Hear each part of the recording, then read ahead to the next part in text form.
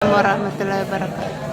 Terima kasih kepada Ibu Kepala Sekolah, terima kasih kepada teman-teman atas kesediaan hadir bersama kita di sekolah tercinta kita ini dalam rangka tadi dua agenda pertama selesai, kita dalam bersama, kemudian kita masuk di agenda kedua yaitu disertasi. Di informasi sebelumnya Bapak Ibu bahwa guru BK saat ini diberikan satu program oleh Kementerian dari Kemendikbud yaitu menyebarkan 7 jurus. Maksudnya dimaksud di sini adalah 7 modul materi kepada rekan guru non BK, yaitu guru kelas dan guru mapel. Nah, sebagai tindak lanjut, kami sebagai calon fasilitator daerah, baru calon Bapak Ibu ya, ada satu tugas yang diberikan kepada 150 guru BK Sulawesi Barat tingkat SMP, SMA, dan SMK, yaitu mendeskripsikan materi yang kami dapat. Tapi tidak ketujuhnya, hanya 2 dulu. Jadi hari ini 2 materi yang akan kita bagi kepada teman-teman sekalian. Perlu diketahui bersama bahwa materi ini adalah materi yang sudah Bapak Ibu paham betul. Cuman di sini posisi kita adalah menguatkan. Jadi yang pertama itu adalah jurus kenali potensi. Tentu Bapak Ibu sudah tahu betul tentang potensi ya Bapak Ibu. Jadi inti di materi pertama ini adalah bagaimana guru mengenali potensi dari siswa-siswi kita.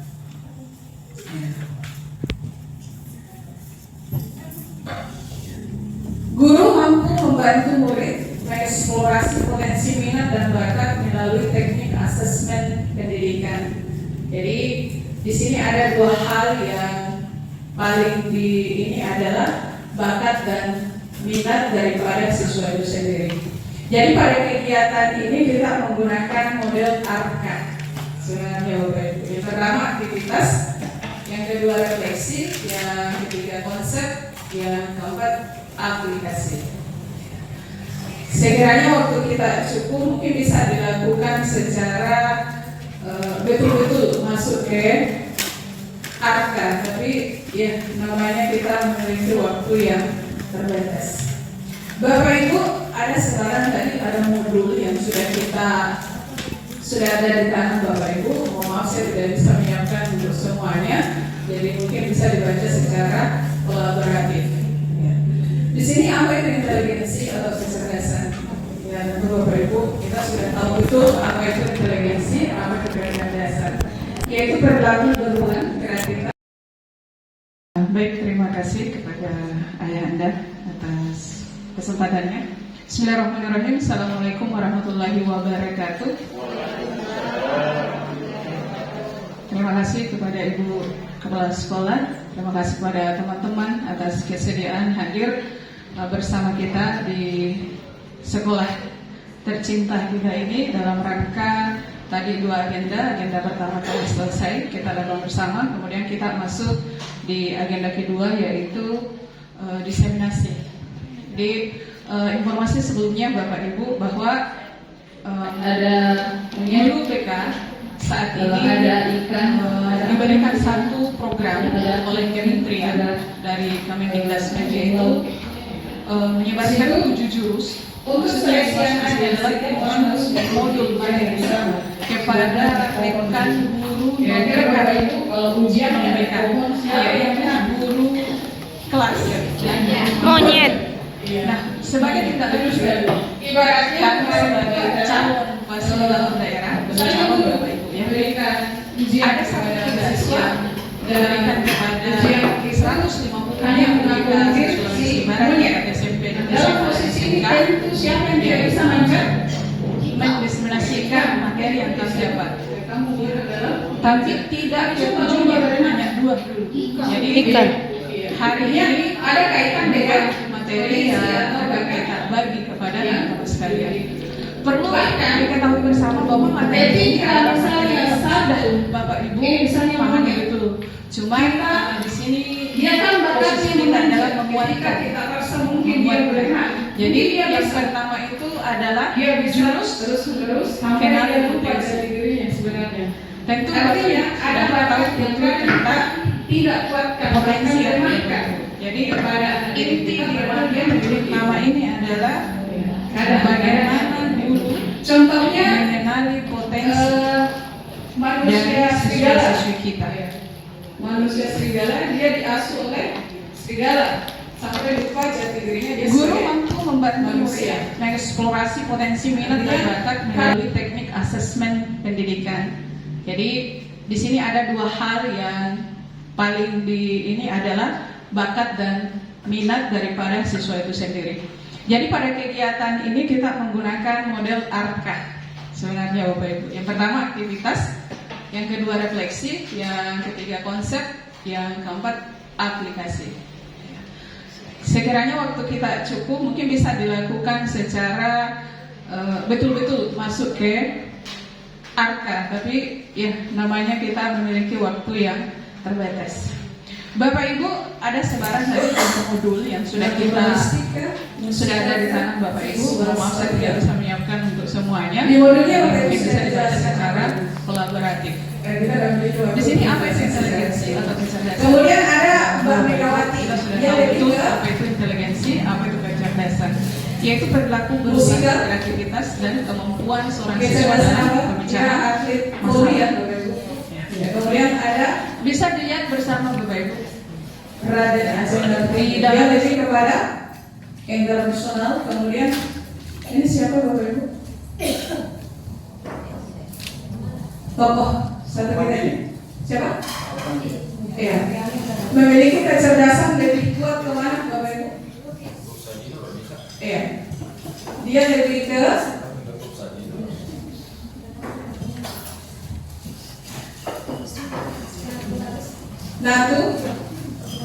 naturalistik.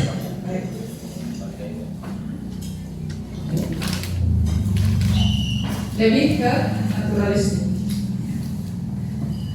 Dari sini Bapak Ibu kita memahami bahwa dari sekian banyak siswa yang kita hadapi di kelas atau di sekolah kita, kadang kita tidak mengenali potensi bakat mereka, sehingga kita butuh melakukan tes bakat minat. Yang nanti Bapak Ibu, misalnya wali kelas atau guru wakil bisa melakukannya melalui online dengan memberikan link yang ada dalam modul. Jadi kita tahu wali kelas kita masing-masing bakat minatnya lebih kemana. Tentu Bapak Ibu kita ketahui bersama bahwa bakat dan minat ini 10 hanya sampai 20% kemampuan keterlibatan dalam kesuksesan pembelajaran. Ya, dari beberapa penelitian yang telah dilakukan. Ya, sebagaimana kita lihat di atas Bapak Ibu kecerdasan majemuk dari Gardner ya, ini teori Gardner. Karena ada juga teori yang lain ya Bapak Ibu. Ada beberapa teori. Namun yang saat ini kita gunakan adalah dari Gardner. Di sini ada linguistik verbal. Karena potensi membaca bakat menulis melemah pada melemah. Kira-kira kebiasaannya tidak sesuai dengan yang bisa dimasuki dengan kemampuan linguistik verbal adalah penulis, jurnalis, guru bahasa, presenter. Bisa dilihat bersama Bapak Ibu di atas. Oke, beberapa di antara anak kita kenal ada yang kesulitan di sini. Tokoh-tokoh yang ada di bisa atas. jadi linguistiknya hanya 10%. Dia masuk dalam Berdasarkan hasil kira-kira Bapak Ibu. sudah mengetes ya. BC Hadita. Kemudian ada logika matematik. Pada berhitung berpikir logis menunjukkan BC Hadita profesi kedepannya yang dianggap cocok dengan kecerdasan ini yaitu ilmuwan, insinyur, programmer, dan akuntan. Dan bisa saja anak yang jago di sini belum tentu jago di sini. Ya, karena mungkin anak yang di sini hanya 10 atau 15%. Jadi ketika Bapak Ibu memberikan tes bakat minat kepada anak-anak kita, bisa saja muncul semuanya, tapi ada 10%, ada 20, ada 25, ada 50, bahkan ada 80. Ini dia menonjolnya di situ Bapak Ibu. Biasanya setiap dari anak kita itu muncul 2 atau 3 dari kecerdasan. Visual spasial, mudah memahami gambar, peta, desain, imajinasi visual, profesi yang dianggap cocok dengan kecerdasan ini adalah arsitek, desainer grafis, fotografer, dan pilot. Kemudian kinestetik, terampil menggunakan tubuh, menyukai aktivitas fisik, atlet, penari, dokter bela, aktor, ya ini masuk di dalamnya. Kemudian naturalis, peka terhadap alam, menyukai hewan dan tumbuhan. Profesinya mungkin ahli biologi, ahli petani, dokter hewan, aktivis lingkungan. Kemudian intrapersonal, mengenali diri sendiri, reflektif, motivasi tinggi. Kemudian profesi yang dianggap sesuai, penulis, filsuf, psikolog, wirausaha. Berikutnya Bapak Ibu, interpersonal, mudah bergaul, memahami perasaan orang lain. Ya. Profesi yang dianggap cocok di sini adalah guru, konselor, pemimpin, sales, marketing. Ada musikal, peka terhadap nada, irama, melodi, suka musik. Jadi Bapak Ibu kalau ada yang goyang-goyang jempol kakinya ketika mendengarkan musik atau di kamar mandi, ya seperti Pak Akbar punya potensi di sini ya, punya bakat di sini. Oke. Apa hubungan kecerdasan ini dengan kita para guru di sekolah sebenarnya Bapak Ibu? Dia bisa bantu saya memberikan jawaban. Kenapa ini perlu diketahui oleh guru? Baik itu guru BK ataupun guru non BK. Ya, silakan Bu. Tentang kenapa kita perlu mengetahui potensi anak. Menurut saya kita sebagai guru perlu dan sangat penting mengetahui ini supaya kita bisa menerapkan metode apa yang akan kita gunakan di kelas. Karena ketika kita tahu metode karakternya anak-anak atau potensinya seperti apa, kita bisa mencarikan solusi metode yang tepat untuk mengakomodasi potensi yang dimiliki oleh anak tersebut. Terima kasih. Baik, terima kasih Ibu Nasra.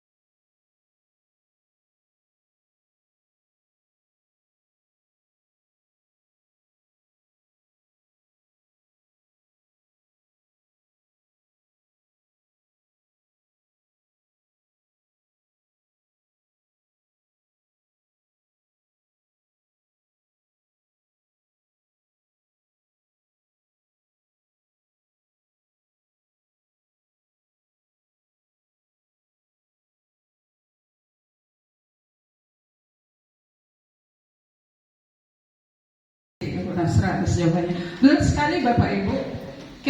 Ketika kita menghadapi anak yang linguistik verbal, sedangkan kita memberikan materi dalam bentuk kinestetik, mungkin yang verbal ini akan sulit.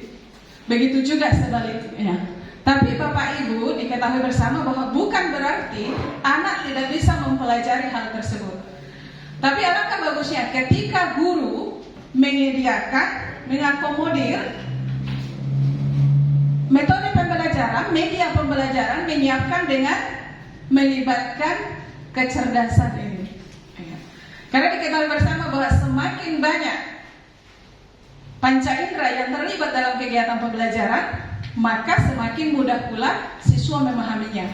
Jadi bagaimana dengan mengetahui kebiasaan daripada anak berdasarkan kecerdasannya, kita bisa menyiapkan media-media yang mendukung kesuksesan dalam pembelajarannya. Misalnya ada di kelas kita lebih banyak anak kinestetik, sedangkan kita lebih menggunakan media yang mendukung linguistik verbal. Nah, mungkin tujuan dari pembelajaran kita itu bisa saja tidak tercapai. Jadi kenapa penting guru, betul sekali tadi disampaikan oleh Bu Nasra, mengapa penting kita mengetahui potensi-potensi yang ada pada siswa, terutama dalam hal kecerdasan majemuknya. Lanjut Bapak Ibu.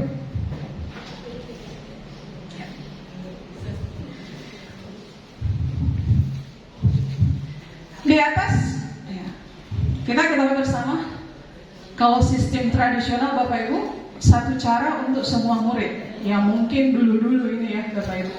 Sedangkan ini pendekatannya terdiferensiasi Bapak Ibu. Kalau tradisional satu cara untuk semua murid, kalau di saat ini banyak cara sesuai minat dan bakat. Mungkin dulu lebih banyak ceramah ya, yang sifatnya tradisional.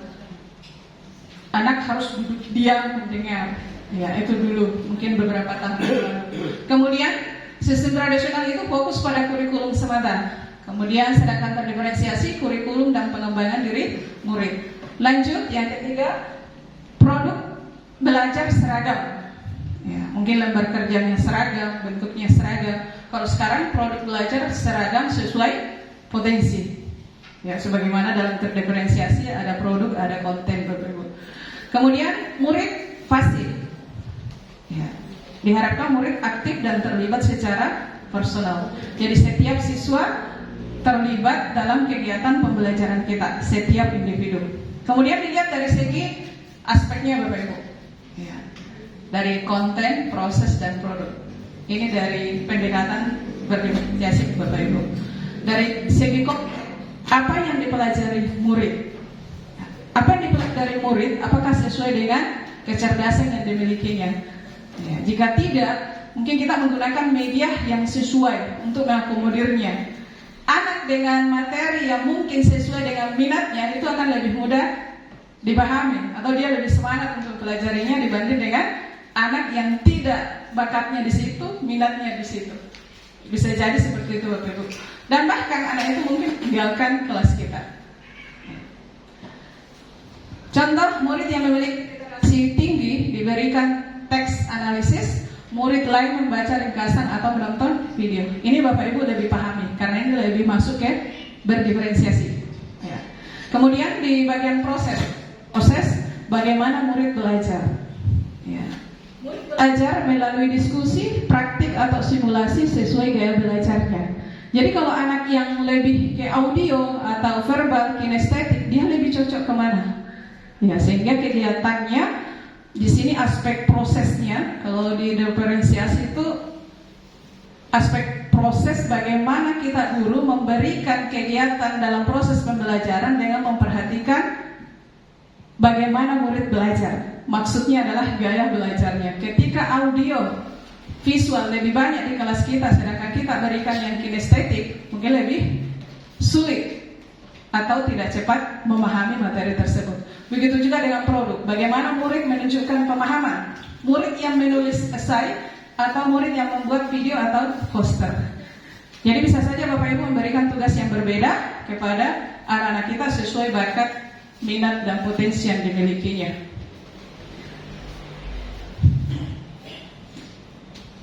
Ya. Bapak Ibu mengenal 3 gaya belajar.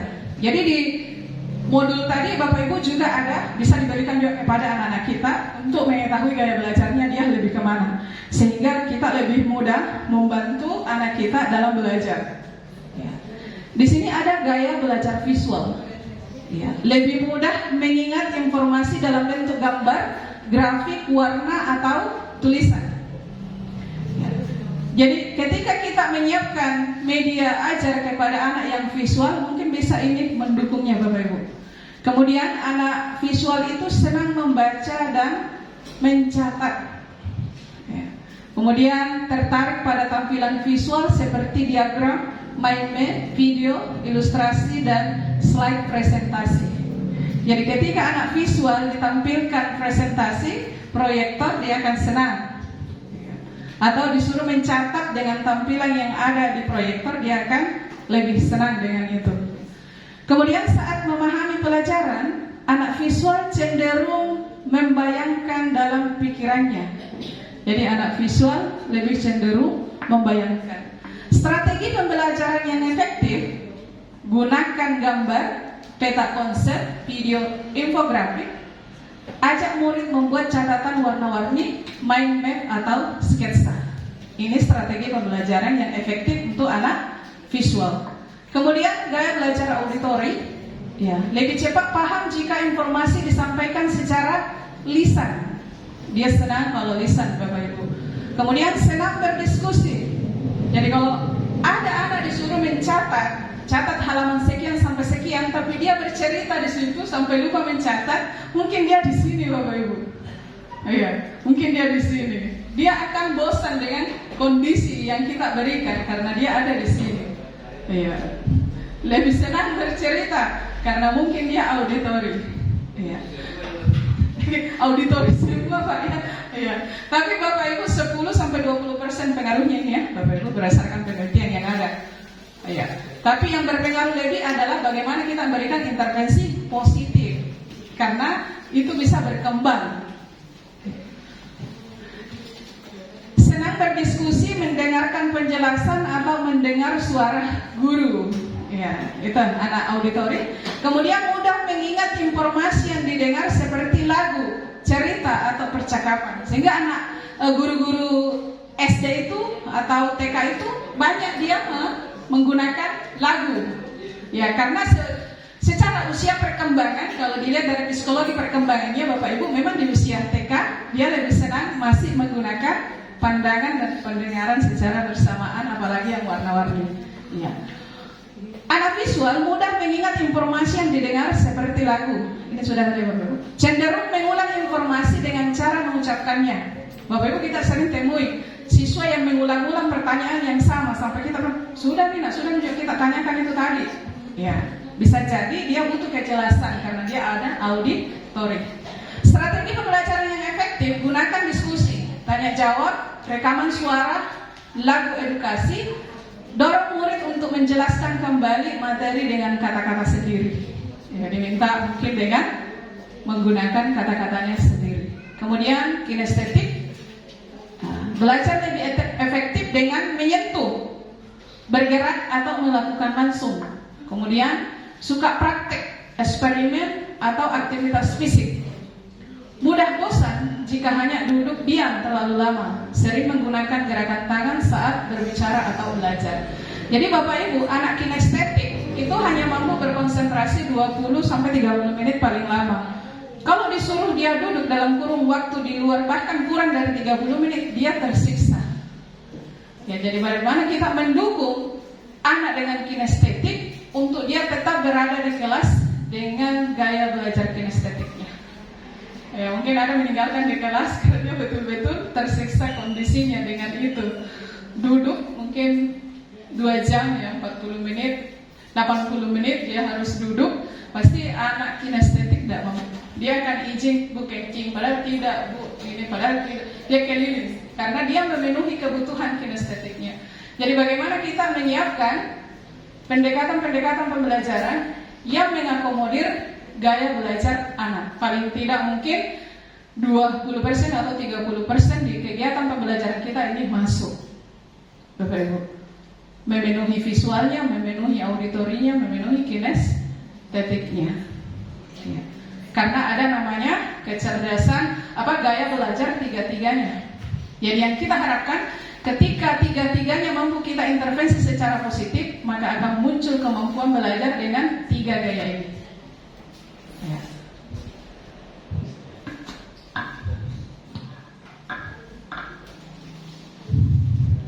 Berikut Bapak Ibu, dari mengenali kecerdasan majemuknya dan gaya belajarnya, kita bisa mengenali potensi karir masa depannya. Banyak sekali misalnya memilih jurusan, setelah selesai dari kuliah, ya dari pendidikannya, toh dia tidak ke sana. Bahkan kemarin ada bilang guru, ya sepertinya saya dulu sangka, seharusnya saya tata boga, tapi dia di BK. Iya, begitu Bapak Ibu. Nah, dari kecerdasan majemuk dan gaya belajar yang ditampilkan oleh siswa, kita bisa mengenali potensi karir masa depannya. Sering kita melihat kalau anak menyanyi, nah jadi penyanyi dia ini, ya kan? Karena dilihat dari apa yang sering ditampilkan oleh anak tersebut. Nah, di sini, ya, ini adalah tes bakat minat karir ya Bapak Ibu. Seharusnya saya kasih itu untuk Bapak Ibu, tapi sebenarnya tidak akan mencukupi waktu. Nah, silakan Bapak Ibu. Baik, Bapak Ibu, di materi kedua ini kita kelola emosi. Ya. Jadi baik siswa ataupun guru penting untuk ini, karena saya pun masih terkendala di sini. Terkendala ya Bapak Ibu. Ya. Jadi di sini bagaimana guru BK dan guru non BK terampil menerapkan bimbingan langsung di kelas untuk membantu murid mengelola emosi dan stres akademik. Jadi Bapak Ibu, kita sudah tahu bersama bahwa kadang kita menghadapi anak yang berbeda di setiap kelasnya, dan kita tidak mengenali emosinya dia bagaimana saat itu. Ya. Jadi kenapa guru kelas, guru mapel juga diberikan ilmu ini ke depannya, yang agendanya itu tahun 2026 sampai 2029 mungkin akan bertahap guru untuk mendapatkan materi ini dari fasilitator yang sudah disiapkan.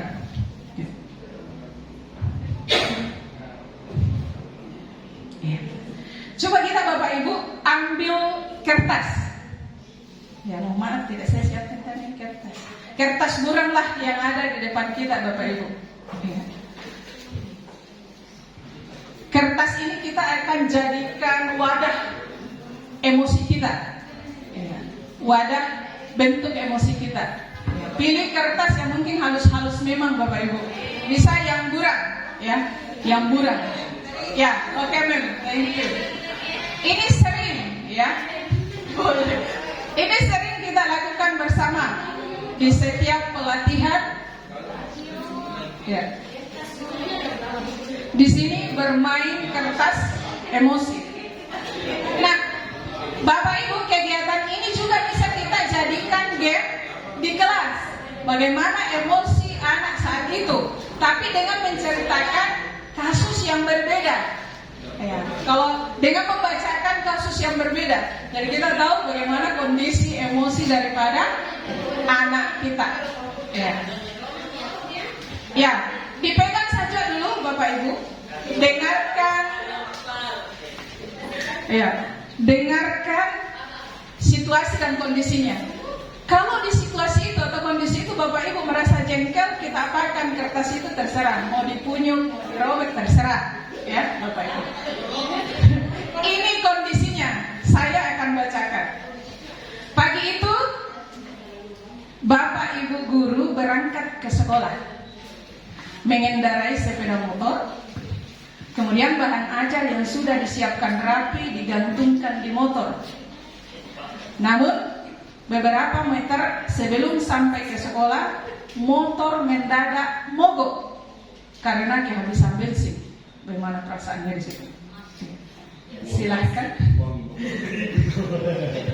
Silahkan berikan perlakuan pada kertas itu. Ya, itu adalah pelampiasan emosi Bapak Ibu. Ya. Lanjut. Dengan susah payah, Bapak Ibu guru mendorong motor hingga sampai ke bayangkan dari Lembang, dari Pertamina mendorong ke sini, atau dari kolam renang mendorong ke sini. Ya.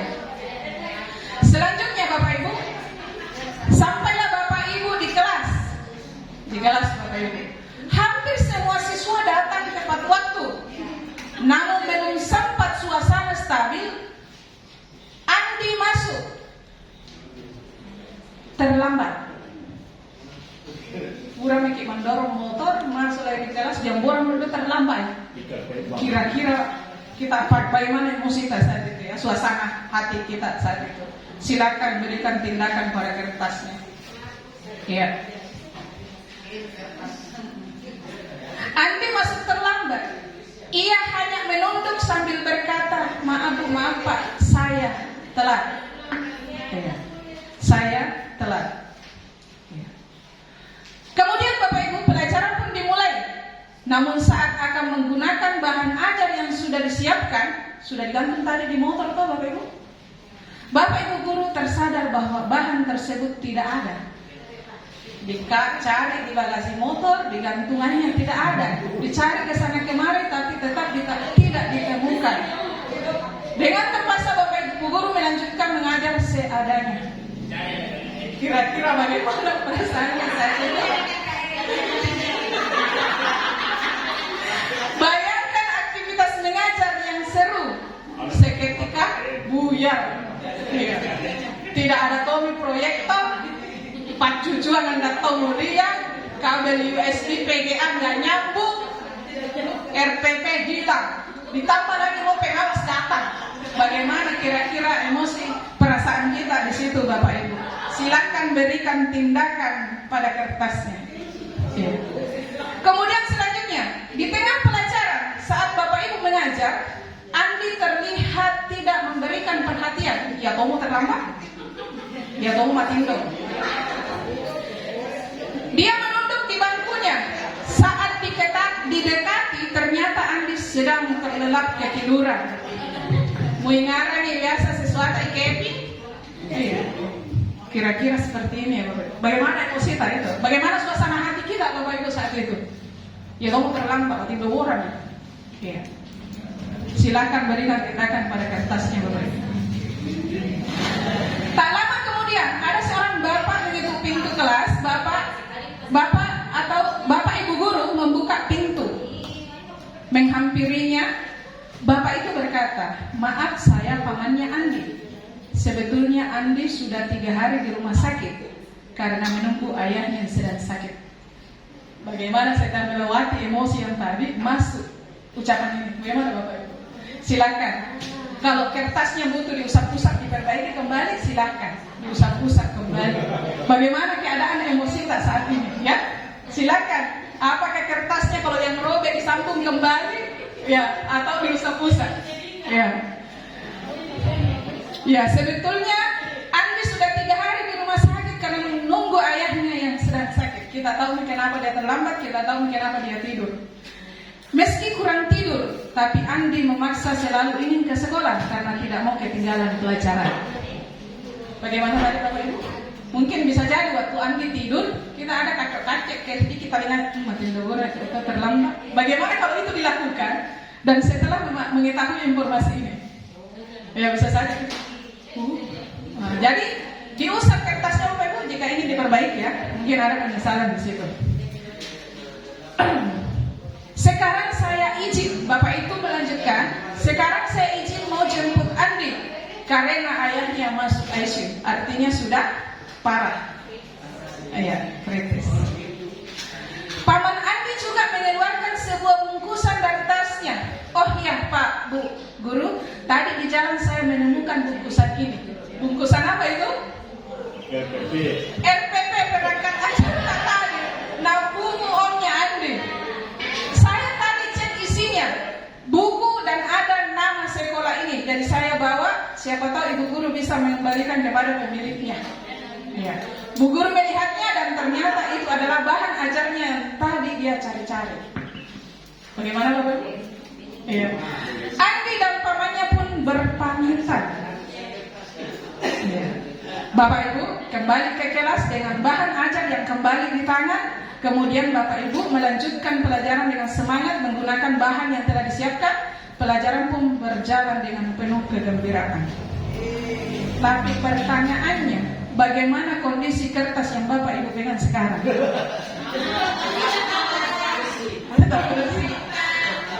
Artinya ketika kita kaitkan dengan tadi, ketika itu siswa, bagaimana perasaan daripada siswa itu?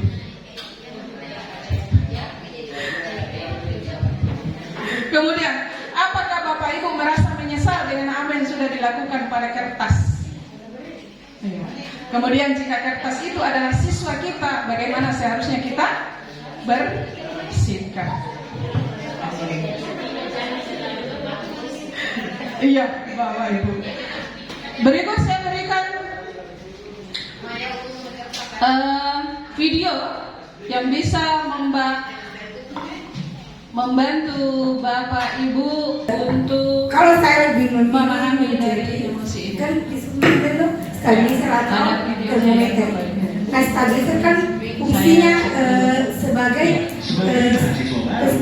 menstabilkan, misalnya kalau di IPA itu ada namanya menstabilkan tegangan, misalnya dia tegangan berapa dan sebagainya. Terus kalau termometer kan kapan dia suhunya tinggi, nah dia ikut naik juga suhunya, terus suhunya rendah ikut juga rendah. Jadi bagaimana kita mengendalikan emosi? Nah, misalnya saya sebagai seorang guru, apapun suasananya, misalnya emosi saya dari rumah, misalnya berangkat ke sekolah, saya harus ketemu dengan siswa yang harus memberikan materi. Jadi saya harus mengendalikan emosi. Jadi saya harus mempelajari bagaimana diri saya ini bisa mengendalikan emosi supaya emosi saya ini tidak berdampak kepada siswa. Apapun di kelas, saya harus bisa mengendalikan emosi. Kenapa? Ketika saya tidak bisa menstabilkan emosi saya tidak bisa menyampaikan materi dengan baik. Apalagi anak-anak, saya tidak mungkin menerima materi saya dengan baik ketika saya juga punya emosi yang tidak stabil. Ya, Terima kasih. Ya, propaganda hingga provokasi tahu persis bagaimana memanipulasi emosi. Banyak hoax yang menyentuh emosi, menggerakkan hati, dan akhirnya menggerakkan jempol untuk ikut menyebarkan. Konflik, perang saudara, dan aksi terorisme kebanyakan berawal dari pemanfaatan ketakutan dan perasaan terancam. Emosi itu alarm jiwa yang memberi rasa pada dunia. Tanpa emosi, hidup ini tawar dan hambar. Tapi, jika emosi jadi raja, maka kita akan jadi budaknya. Kita tak beda dengan termometer. Panas naik angkanya, dingin turun ukurannya. Itulah sikap reaktif. Kita nggak pernah bisa mengendalikan cuaca dan peristiwa, tapi kita bisa mengendalikan cuaca jiwa kita. Sekarang Budi sedang belajar jadi pengendali emosi. Setiap ada peristiwa, nggak langsung bereaksi. Tarik nafas sambil mengamati.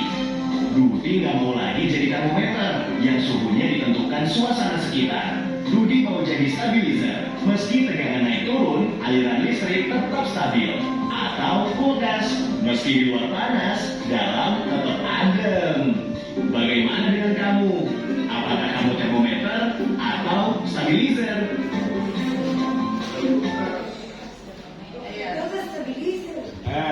Ibu Wahidah. Ya, silakan Bu Wahidah memberikan kenapa menjadi stabilizer atau kulkas.